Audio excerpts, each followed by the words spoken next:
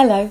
In my contribution to the Faculty of Arts at Home series, I want to reflect on a project I've been working on with Calderwood that investigates how arts methodologies, dramatic scenarios and gamification might be used to raise awareness in young people regarding homelessness.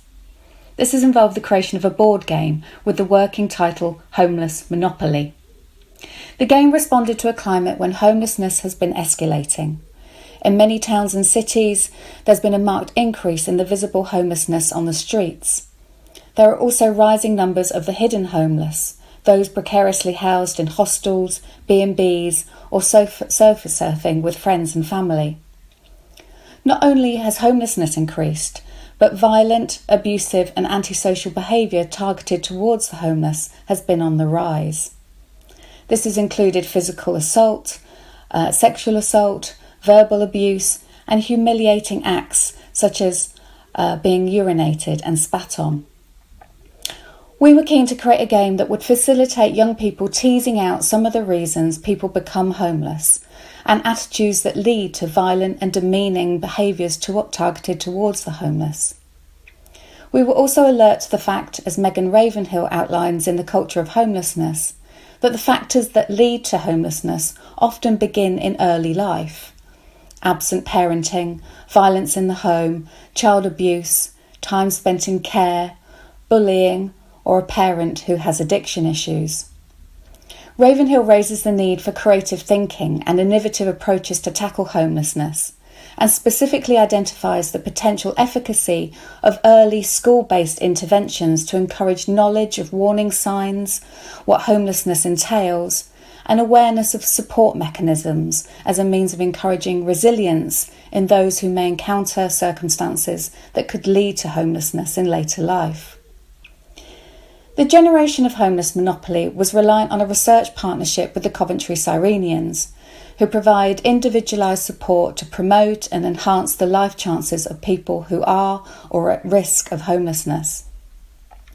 Homelessness often leads to disengagement or alienation from society, and Cyrenian staff appreciated the benefits that might accrue from some of their clients and their volunteers, who are often ex-service users, sharing their experiences and perspectives.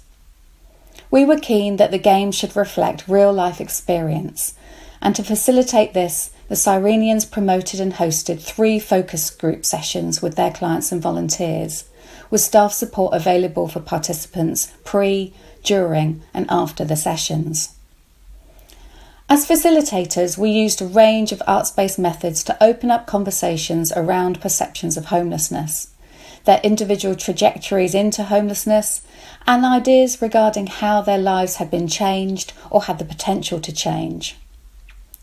Through workshop exercises, participants accumulated words associated with homelessness, drew pictures, wrote postcards to someone who could influence their lives, gave advice to their former selves, and shared aspirations for change and top tips for helping young people at risk of homelessness. We also asked for information regarding the homeless industry, the network of charities as well as local community-based and religious groups that offer support services. We were interested not only in the services, but the places that were meaningful. We learnt that the library was valued for being warm, relaxing, quiet, that the bus station cafe supplied cheap chips, that the Cyrenian office was somewhere to not only see a support worker, but to get a cup of tea, a biscuit and a chat. It was also important that the exercises were not solely focused on homelessness, as if this was the only thing that defined our participants.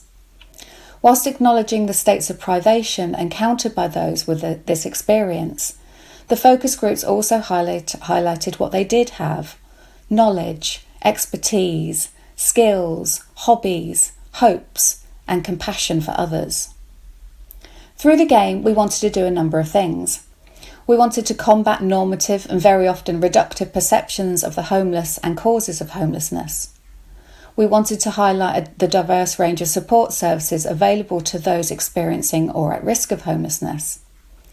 We also wanted to expose some of the social and political logics that contribute to the actual and symbolic violence faced by the homeless. One particular feature of the game is choice cards, which encourage players to consider and discuss their responses to a range of situations and encounters. For instance, one card states, "A hostel for homeless people is planned next door to your home. Your neighbour has started a petition against it. They invite you round for tea and ask you to sign. Ask your fellow players what points they would make to counter or support the petition." These moments of pause in the game enable the gameplay to have a temporal shift, whereby players are invited to give advice or to rehearse what they might do in a given situation. They are asked to build a case and to think about what evidence they might draw on to persuade others. During these moments, the other players are invited to listen to alternative views and potential actions, to contemplate what is being said and how it might concur with their thoughts on the topic. This invitation to rehearse action as part of a communal shared activity is crucial to the functionality of the game and how it might lead, we hope, to altered or at least more considered behaviour in the real world. During the piloting phase, feedback was overwhelmingly concerned with the discussions the game fostered. Players commented on how the discussion invited them to develop a heightened awareness of their assumptions, prejudices, and the contributory factors that impacted their behaviours and their willingness to acknowledge and help homeless people they encountered. One player cited how the game had encouraged them to think about my own misconceptions of homelessness, or how I would act in certain situations compared to how I'd advise others to act.